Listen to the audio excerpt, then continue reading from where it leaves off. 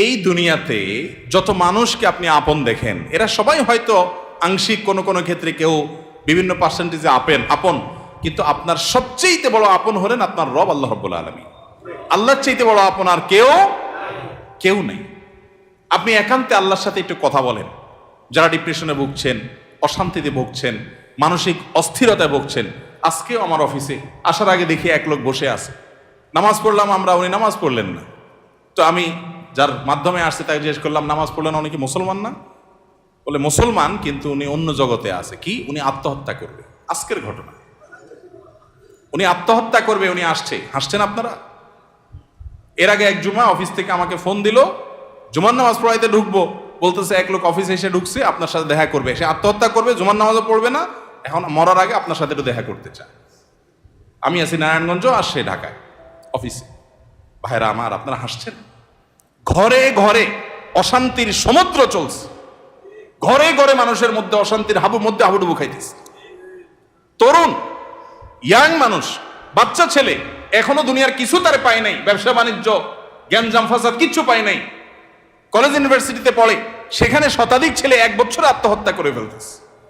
মানসিক শান্তি যেটা, এটা এই সমাজের প্রতিটা ব্যক্তি থেকে উঠে যাচ্ছে। প্রত্যেকটা মানুষ অস্থির।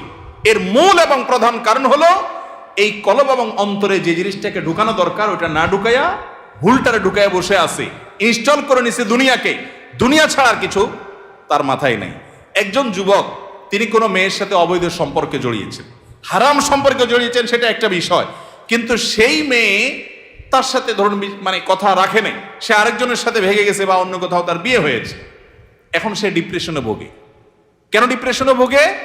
যে ওই পছন্দের মানুষটাকে সে পায় নাই। আলটিমেটলি এটা দুনিয়া, ঠিক না? ঠিক। আলটিমেটলি এটা কি? তার অন্তরে যদি আল্লাহকে স্থান দিত, আল্লাহকে যদি সবচেয়ে বেশি ভালোবাসতো, আল্লাযীনা আমানু আশাদ্দু হুব্বাল, তার অন্তরে যদি আল্লাহর সাথে মহব্বত সবচেয়ে বেশি থাকতো, আল্লাহর সন্তুষ্টিটাকে সবকিছুর উপর যদি প্রায়োরিটি দিত, তাহলে এরকম কেউ তার জীবন থেকে চলে গেছে, কেউ আসছে, কোনো দোস্ত নারাজ হয়ে গেছে, কিছু টাকা লস হয়ে গেছে, একটা ব্যবসা ছুটে গেছে, কিছু ক্ষতি হয়ে গেছে, এগুলোর কোনোটি তার জীবনে কোনো প্রকার প্রভাব ফেলতো? কি হয়েছে? এগুলা গেছে, আরো আসবে, না আসলোই না, তাতে কি সমস্যা? আমাকে তো আল্লাহর কাছে যেতে হবে, কিয়ামতের ময়দানে দাঁড়াতে হবে, সারা জীবনের হিসাব দিতে হবে। আমি সেই জায়গা কি হিসাব দিতে পারবো, সেই জিনিসটা আমি ঠিক রাখতে পেরেছি কিনা, এটাই হলো আমার মূল গোলের জায়গা, এটা হলো মূল টার্গেটের জায়গা। এইভাবে যদি আপনি ভাবেন, তাহলে আপনার মধ্যে ডিপ্রেশন ইনশাল্লাহ এমনিতেই দূর হয়ে যাবে।